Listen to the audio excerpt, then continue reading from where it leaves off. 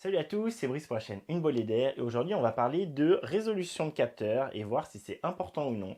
Parce que j'ai eu pas mal de fois la question sur ce Canon EOS R6 à me demander si, voilà, si c'était un problème, hein, les seulement 20 millions de pixels, hein, si je sentais que c'était un problème ou pas. Et à ces personnes-là, j'aurais toujours répondu que non, vraiment pour moi, il n'y avait aucun souci. Et par contre, là, dernièrement, j'ai eu des personnes de chez Nikon, hein, particulièrement, enfin une personne en particulier, mais je me doute que ça va continuer à arriver, qui est venue me titiller à maintes reprises, hein, à quatre fois, à insister, pour me dire en gros que le R6 c'était que de la merde par rapport au Z6 II, vu qu'il n'avait que 20 millions de pixels par rapport à 24,5 millions de pixels. Donc je vous affiche hein, là les commentaires sans afficher le nom, voilà. Mais voilà, ça m'a un peu saoulé évidemment, et du coup je fais cette vidéo. Alors j'ai évidemment envoyé la personne hein, vers les excellentes vidéos qu'a fait Damien à ce sujet-là, donc je vous invite à aller les voir, hein, je vous remets ça en fiche là-haut et ou en description ci-dessous. Et en fait, là je fais vraiment cette vidéo-là où plus que de parler généralement ces résolutions, je vais vraiment vous faire l'exemple très concret de 24,5 millions de pixels hein, sur le Nikon Z6 II versus 20 millions de pixels sur ce R6. Et en fait, ça va s'appliquer pour le Z6 II, mais également pour les autres concurrents actuels directs du R6, à savoir le Panasonic S5 et à savoir actuellement, pour moi, je vous ai dit chez Sony, c'est la 7 III qui est également à 24,2 ou 24 millions de pixels. Bon, donc voilà, donc on va voir dans cette vidéo, c'est vraiment ce qu'on va regarder, on va voir si ça fait une grosse différence ou non, est-ce que c'est important ou non, à quel point ça doit rentrer en jeu dans votre décision, dans votre choix, et surtout est-ce que c'est vraiment un argument coup de massue pour dire que par exemple le R6 c'est de la merde par rapport au Z6 II. On va voir tout ça dans la vidéo. Donc, première chose hein, qu'il faut bien voir, c'est que, donc j'ai pris des petites notes, hein, c'est que, en fait, déjà, bon, sur évidemment, sur les tailles qui communiquent, c'est des arrondis, bon, ça, on peut pas leur en vouloir, mais c'est des arrondis hein, plus ou moins importants et en plus qui, des fois, voilà, sont un peu approximatifs, je trouve, dans le sens où ils donnent la taille du capteur, mais ça va pas être la taille de la photo. Donc, on va commencer, hein, parce que c'est le point de départ de cette vidéo et c'est celui qui a la plus grosse résolution. En effet, c'est le Nikon Z6 II qui est donné pour une résolution de 24,5 millions de pixels. Donc, moi, quand je prends une photo avec le Nikon Z6 II, hein, la photo fait 6048 par 4024 pixels. Et donc, si vous faites le calcul de ça, hein, ça fait, alors je vous l'affiche, je ne sais pas trop si vous allez le voir, mais je vous le dis, hein, j'ai fait un imprimé écran. Je vous l'affiche, Kiki. Voilà. Le calcul de ça, ça fait 24,34, allez, 24,34 millions de pixels. Après, on a le Panasonic S5. Le Panasonic S5 est donné sur la fiche. Hein, je vous le montre là parce que je pense que je vais avoir la flemme de le faire en montage. Sur la fiche directement sur Panasonic, ok. Il est donné pour 24,2. 24,2. Coucou 24,2. Bon, bah, je vais vous le dire maintenant, hein, parce que je voulais pas vous le dire maintenant, mais à la fin. Mais voilà, je pense que c'est assez criant. Là, je suis en fait en train de filmer, hein, voilà, je vous fais la petite parenthèse tout de suite. Je suis en train de filmer avec le Panasonic S5 pour lequel j'ai fait la mise à jour, parce qu'on m'a dit en commentaire sur une de mes vidéos du Panasonic, attention, il y a eu une mise à jour en novembre, et effectivement, je ne l'avais pas vu. Toutes les vidéos que j'avais faites sur ce S5 hein, jusqu'à présent avaient été faites avec la version 1.0, et là, effectivement, du coup, je l'ai mis à jour, c'est la version 2.1, je crois. Hein. On est censé avoir des corrections sur autofocus, mais là, par exemple, hein, très clairement, vous voyez que là, il comprend toujours pas hein, que j'essaie de lui montrer un truc devant moi. Hein. Ça, c'est toujours le classico. Ça y est, je crois. Donc voilà. Donc ne m'emmerdez pas sur autofocus en me disant ouais, Canon c'est de la merde, c'est pas le Canon, c'est pas Panasonic, ok. Et donc la mise à jour, je peux déjà vous le dire, peut-être qu'elle a amélioré l'autofocus, mais très clairement, c'est pas encore ça. Voilà. Donc la parenthèse étant finie, on est donc à 24, il donne hein, 24,2 millions de pixels hein, sur la fiche produit. Moi, j'ai une photo qui sort à 6000 par 4000 pixels. Je crois que chez le Sony, pour info, c'est pareil. Hein, je l'ai fait, j'ai regardé, c'est 6000 par 4000. Et je crois qu'il communique aussi 24,2. Hein, donc c'est le capteur qui fait 24,2. C'est peut-être plus ou moins sorti de la même usine d'ailleurs. Et voilà. Mais en tout cas, la photo finale, hein, au max, vous avez du 6000 par 4000. Et donc le R6 c'est celui avec la résolution la plus faible. Effectivement, il est assez loin. Il est à, donc une photo fait 5472 par 3648 pixels. Et si je fais le calcul de ce produit-là fait, ce qu'il va vouloir ce coup-ci, allez le S5, on y croit. Allez le S5, attaque, attaque, chope l'autofocus, chope l'autofocus, chope l'autofocus.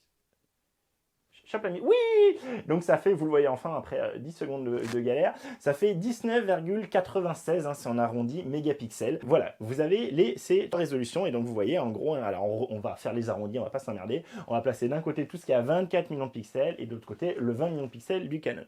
Donc voilà, entre 20 et 24, hein, on est d'accord, si on le prend dans ce sens-là, on est d'accord que pour passer de 20 à 24, ça fait plus 20%. Si vous prenez 20% de 20, ça fait 4. Si vous ajoutez 4 à 20, ça fait 24. Donc effectivement, entre 20 et 24 millions de pixels, on a un gain en millions de pixels de 20%. Et là, tout de suite, je vous invite vraiment, vous, et moi le premier, c'est toujours quelque chose qui est un peu difficile à concevoir, je vous invite à vous, dans votre tête là, vous imaginez une photo de 20 millions de pixels et de vous imaginer une photo de 24 millions de pixels, et vous dans votre tête, essayez de voir, faites-vous une image ou un dessin, faites-vous un dessin sur une feuille, mettez sur pause, faites l'exercice, et demandez-vous comme ça à froid, quelle taille en plus va faire le 24 par rapport au 20. Voilà, si vous dessinez un rectangle qui selon vous fait 24 millions de pixels, dessinez un rectangle de 20 millions de pixels dedans, il va être forcément plus petit, mais dessinez-le et demandez-vous à quel point il va être plus petit. Donc voilà, vous avez fait l'exercice, j'espère, et regardez ce que ça donne, mettez-la de côté, et vous verrez à la fin de la vidéo ce que ça donne vraiment. Donc du coup, ce qu'il faut bien avoir en tête, et c'est là où c'est piégeux tout le temps, dès qu'on pense taille de capteur, hein, rappelez-vous quand je vous ai fait la vidéo de comparaison des tailles de capteurs, toujours, on parle d'une taille de capteur, c'est vraiment une surface. Une taille de capteur, c'est vraiment combien j'ai de pixels en hauteur par combien j'ai de pixels en largeur, d'accord? Donc je vous ai dit, hein, pour aller de 20 à 24 millions de pixels, ça fait 20% de pixels en plus, de mégapixels en plus, donc 20% de surface en plus. C'est une surface. Une surface sur un capteur rectangulaire, hein, ça va être la largeur par la longueur. Ça va être le produit de la largeur par la longueur. Donc pour avoir ce que ça implique d'avoir 20% de surface en plus, il faut prendre en fait la racine carrée de ces 20% pour voir ce que ça impacte au niveau de la longueur et la largeur. C'est proportionnel, hein, c'est du 3,5, c'est du ratio 3,5 dans tous les cas sur ces capteurs plein format. Donc du coup, si j'augmente de 20% ma surface, je vais augmenter de racine carrée de 20% ma hauteur et ma largeur, ok? Ou ma largeur et ma longueur, comme vous voulez, ok? Donc j'ai fait ce petit calcul que je vais essayer de vous remontrer, enfin je vous le fais en live. Donc racine carrée de 20, ok, on parle en pourcentage. Racine carrée de 20, il arrive, ça fait 4,47%. Allez, on va pas pignoler, on va dire 4,5%. Donc vous voyez qu'en fait, sur votre longueur d'image, sur votre longueur ou hauteur et largeur d'image, vous allez multiplier votre longueur et votre largeur que par 4,5%. Vous voyez que ça fait pas grand chose. Et du coup, je vous le montre. Voilà, là je vous montre une photo, donc je vous montre. Alors ce que j'ai fait, hein, je me suis pas emmerdé, c'est que j'ai pris la photo là avec la plus grande résolution hein, pour vraiment le mettre dans les meilleures conditions pour que ce soit le plus favorable possible pour Nikon. Vous voyez, j'ai été sympa, j'ai pas pris 24, j'ai pris le 24,33 ou 34. Je prends cette photo là. Et ce que j'ai fait, c'est que du coup, je vais directement, attention, gros logiciel, dans Paint, parce que c'est le plus facile dans Paint que dans Capture One. Bref, Capture One, c'est une usine à gaz pour faire un redimensionnement. Dans Paint, je dis directement, bah ok, cette photo de base qui est à 6048 par 4024, je vais voir la redimensionner exactement aux dimensions de ma photo que j'ai sur mon R6 pour avoir mes 20 millions de pixels, 5472 par 3648. Donc voilà, j'ai fait ça, je lui ai demandé de redimensionner, j'ai sauvegardé avec un autre nom, redimensionner. Et là, ce que je vous fais, c'est que je vous affiche la photo du coup à du coup 24,5 millions de pixels. Je vous affiche par-dessus la photo à 20 millions de pixels, la même photo redimensionnée. Là déjà, vous devez vous dire, ah ouais, en fait, c'est pas beaucoup de différence quand même. Et juste pour l'expliciter, pour que vous voyez mieux, je vous mets les cadres. Je vous ai juste fait un joli cadre pour que vous voyez ce que ça donne. Le cadre 24,5 millions de pixels, je vais laisser comme ils disent, hein, à 20 millions de pixels. Voilà. Donc, voilà, vous avez la réponse. Est-ce que pour vous, ça, c'est vraiment si considérable que ça? Est-ce que ça va vraiment changer votre vie pour une photo? Est-ce que ça va vraiment être un point clé déterminant dans votre choix? Peut-être. Peut-être, moi ça me paraît complètement négligeable. Moi vraiment, je vous dis, c'est à l'usage, j'ai jamais eu de problème à avoir ce 20 millions de pixels parce que je sois à 20 ou à 24, vous voyez, le facteur de crop, il va être ridicule. Je vais peut-être gagner 20% si je veux, voilà, mais en surface, mais c'est pas grand-chose. C'est pas ça qui va vraiment me permettre de rechanger une photo. Si vous voulez vraiment recadrer une photo pour de vrai, il faut aller sur des capteurs beaucoup plus résolus. Moi, je vous rappelle, hein, à la base, mon deuxième hybride, ça a été un A7R2, 42, je sais plus combien millions de pixels, 42,4 millions de pixels annoncés, l'A7R2. Donc j'ai eu l'A7R2, je vous ai dit hein, que je trouvais les fichiers quand même très volumineux, etc. Ensuite, ensuite j'ai eu la 7.3 et ensuite vu que la 7.3 est tombée à l'eau, j'ai eu la 7R3 parce qu'il était je l'avais au même prix que la 7.3 et du coup j'étais à nouveau avec ce capteur de 42,4 millions de pixels et oui là très clairement pour le coup je pouvais vraiment recropper dans mon image, c'était très agréable en post-prod après quand j'étais sur mon logiciel parce que je pouvais effectivement aller recropper pour une bestiole, pour des choses comme ça. Par contre je vous l'ai dit et je vous le répète, c'est des fichiers extrêmement lourds, c'est des fichiers vraiment très très lourds à l'usage. Moi j'étais en mode en RAW compressé et en RAW compressé on avait de suite des images des RAW qui étaient à 50 mégaoctets. 50 mégaoctets, un RAW. C'est-à-dire que vous faites 10 photos, vous avez une rafale de 10 photos, vous avez 500 mégaoctets, vous voyez.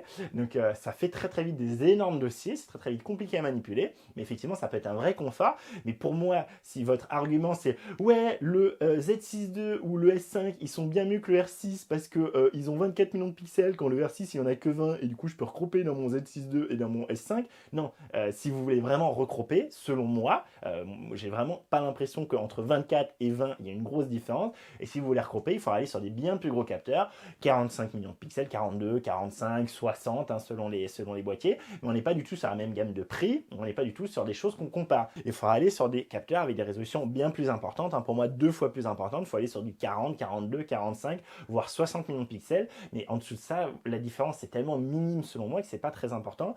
Et pour vous dire, effectivement, quand j'étais passé par contre du l'A7R3, du Sony A7R3 au Panasonic G9, là très souvent au début, j'ai eu des moments où je voulais recropper dans ma photo et je me rendais compte que je pouvais pas du tout le faire autant qu'avec la 7R3 parce que voilà, j'avais pas du tout le même nombre de mégapixels et là oui, j'ai eu des problèmes et du coup ça m'a un peu fait changer, ça m'a fait un peu revoir et en fait le truc c'est que sur la 7R3 j'avais pas énormément d'objectifs et du coup je pouvais m'en sortir en recroppant en particulier en utilisant le mode APS-C qui me permettait d'avoir quand même 18 millions de pixels, ce qui du coup vous voyez me suffisait. Du coup je gagnais comme ça en fait, je gagnais énormément en reach même directement dans le boîtier en passant en mode APS-C et ce qui me permettait de ne pas me faire chier à changer d'objectif, avoir d'autres objectifs. Quand je suis passé au G9, du coup, j'ai vu que je ne pouvais pas me permettre de faire ça et du coup, je jouais plus sur mes objectifs, mais j'avais également des objectifs avec des plages focales peut-être plus étendues. Et en fait, le truc, c'est que je me suis adapté et juste j'ai fait d'avoir plus souvent, enfin de changer plus mes objectifs pour avoir le bon objectif pour le bon sujet. En particulier, je vous le rappelle, 100-400 équivalent 200-800 mm sur du plein format. Voilà, là avec ça j'ai du reach et j'ai pas besoin d'acheter un truc de 10 kg à 10 000 euros pour pouvoir avoir du reach. Voilà, c'est ça qui change tout, très clairement. C'est l'avantage du micro 4 tiers. Donc voilà, et à côté de ça, déjà à ce moment-là, c'est marrant, mais on m'a jamais posé la question quand je suis passé à Panasonic. Du coup, vous voyez, c'est même pas dans la culture des personnes qui ont du micro 4 tiers. Personne m'a jamais dit quand j'étais chez Panasonic, mais 20 millions de pixels, c'est pas beaucoup, non? Qu'est-ce que t'en penses? Parce qu'en micro 4 tiers, 20 millions, c'est classique. Donc 20 millions de pixels, tout le monde utilise ça, personne ne voit de différence, personne ne se rend l'impression que ces photos sont plus petites, moins détaillées que un mec en plein format qui photographie à 24, vous voyez. Pareil, mon EM1 Mark III, il est à 20 millions de pixels, mon EM5 Mark III, il est à 20 millions de pixels. J'ai jamais eu aucun souci, je me suis jamais dit je manque de mégapixels, jamais. À partir du moment où on a les bonnes optiques, les bons objectifs, voilà, il n'y a plus de soucis et on fait la photo avec le bon cadre dès le début. Même si c'est très clairement très confortable d'avoir un mégapixel et si je pouvais avoir des fichiers aussi petits pour un appareil aussi peu cher que, on va dire, une taille normale de capteur, évidemment je prendrais je serais ravi d'avoir plus de mégapixels, mais en l'état, par rapport au prix supplémentaire qu'il faut mettre et par rapport au poids supplémentaire que les photos vont faire, et aujourd'hui, moi j'en suis revenu et très clairement, j'ai aucun problème à être sur du 24 millions de pixels et même du 20 millions de pixels, c'est vraiment pas un problème. Le 12 millions de pixels de la 7S3, par contre, je vous ai dit, je trouvais ça un peu short. Dès que je voulais un tout petit peu même recropper, en fait, on est de suite pour moi à 100%, plus ou moins. Donc oui, là, je trouve que 12 millions de pixels, ça commence à être short. Mais à partir de 20 millions de pixels, pour moi, c'est vraiment, voilà, on est bon. Et surtout, je vous dis, c'est vraiment ça l'idée de la vidéo. Entre 20 et 24, c'est peanuts, c'est pot de zébi. Vraiment, vous énervez pas là-dessus. C'est pas ça qui doit être déterminant dans votre choix. J'espère que cette vidéo a été explicite, a été claire à ce niveau-là. Dites-moi ce que vous en pensez en commentaire. Est-ce que c'est ce gain de 20% en surface, au final, déjà, est-ce que c'était ce que vous étiez représenté sur votre petit dessin? Maintenant que vous reprenez votre feuille, mettez-la à côté de l'écran et regardez niveau proportion. Est-ce que vous n'avez pas fait un truc beaucoup plus petit quand vous imaginez 20 millions de pixels par rapport à 24 millions de pixels? Moi-même, c'est très compliqué à imaginer, à vérifier. C'est pour ça que j'invite tout le temps dans les commentaires, quand on me demande ça, de vérifier vous-même, à aller voir, fais ton test, redimensionne du 24 en 20 et regarde ce que ça donne. Et vous voyez que quand on regarde ce que ça donne, pour moi, c'est peanut. C'est pot de zob, c'est pas ça qui est important. Je vous rappelle, vous avez les photos, hein, vous pouvez directement les télécharger, faire vos propres manipulations dessus et pour vous en convaincre vous-même. J'espère que cette vidéo vous a plu, que vous avez appris des choses. Si c'est le cas, n'hésitez pas à la liker et la partager. Et moi, je vous dis merci d'avoir regardé. À très vite pour une prochaine vidéo dans laquelle on va justement faire la comparaison entre ce S5 qui est en train de me filmer, le R6 que je vous montre là, le Z6 II qui est pas là, qui est retourné chez Damien, et un peu l'A7 III que j'ai eu et que donc je connais mais que j'ai pas pu faire en comparaison directe. Dedans, je vous montrerai des photos justement de comparaison, vous aurez toute une galerie, vous pourrez justement revoir est-ce que vraiment c'est important ou pas cette résolution entre 20 et 24, hein. Vous connaissez mon avis sur la question maintenant, et donc voilà, vous pourrez voir tout ça. Je pense que je vais même faire un petit sondage avant, je vais essayer de me débrouiller pour vous faire un petit sondage où je vais vous montrer en aveugle des photos sans vous dire quel boîtier c'est. Je vais vous demander laquelle vous préférez, laquelle vous pensez pour quel boîtier, et je serai intéressé de voir les résultats comme ça en aveugle, voir qui arrive à trouver quoi. Donc voilà, je vais essayer de mettre ça en place, je sais pas trop comment, mais je vais essayer de mettre ça en place. Donc voilà, donc pour cette vidéo, n'hésitez pas à vous abonner, à activer les petites notifications pour pas la rater. Moi je vous dis encore merci d'avoir regardé, et d'ici là, faites des photos, faites des vidéos, faites-vous plaisir, et à très vite. Allez, salut. Wouhou.